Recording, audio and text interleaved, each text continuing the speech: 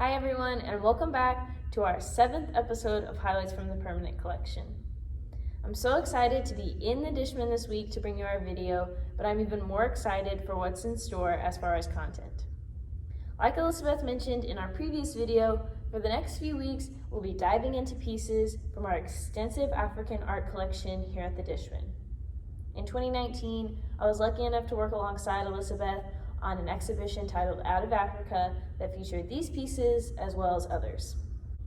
We will be exploring the traditional styling of masks and figures from a variety of Western region tribes that can be traced back to hundreds of years. This first piece was made in the 20th century in Sierra Leone out of wood. Within the Mende culture that it stems from, these helmet masks were carved with symbolic features that endow wearers with spiritual power. They were typically worn at performances to celebrate the completion of a young initiate's training period.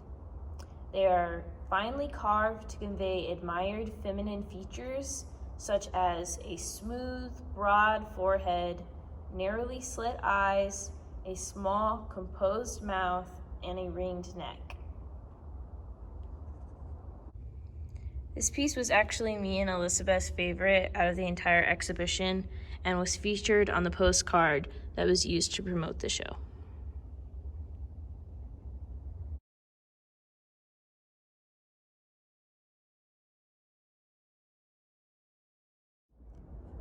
This is another one of my favorites. It's from the Luba tribe, and it alludes to a powerful half-man, half-buffalo culture hero named Mbidi Kalue, which translates to the Black Prince.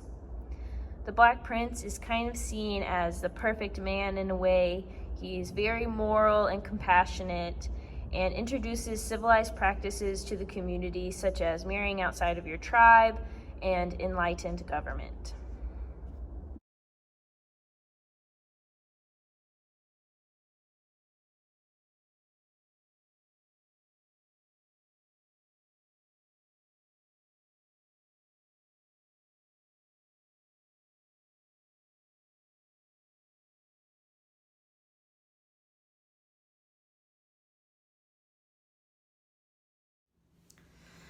Hello everyone. The book that I would like to talk about this week is called The Nickle Boys, and it's by Colson Whitehead.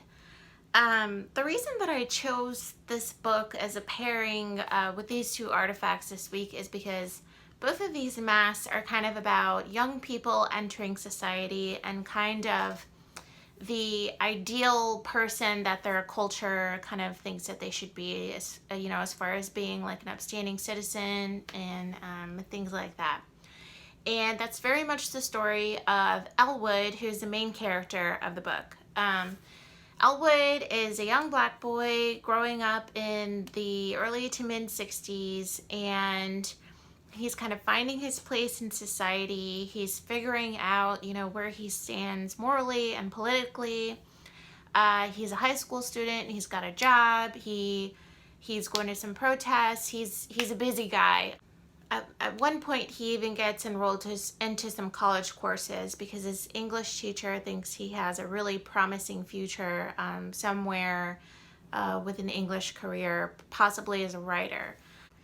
At the end of the first half of the book, something takes place, and all of that is stolen from him in one fell swoop, and he's placed at the Nickle Academy for Boys, which is a juvenile detention center. What I thought was interesting about this book is that the author actually based the Nickle Academy off of a real juvenile detention center, very similar. I think it's somewhere in Florida, the actual one. So he did a lot of research, and a lot of nefarious things happened at this school, very similar to the nefarious and awful things that happened to Elwood and the friends that he makes at the academy. I'm going to go ahead and let you know right now, it's not pretty. It's a very upsetting story, so just brace yourself when you're reading that. But I will say that it's a very important read. Yes, this is a fictional story, but it's based off of a a real place and similar real things that actually happened. And even more importantly, the awful things that happened to Elwood and his friends are directly parallel to real things that are happening today in our society still. The story takes place in the 60s, and we're still dealing with similar problems in society today that a lot of minorities experience, particularly young black men.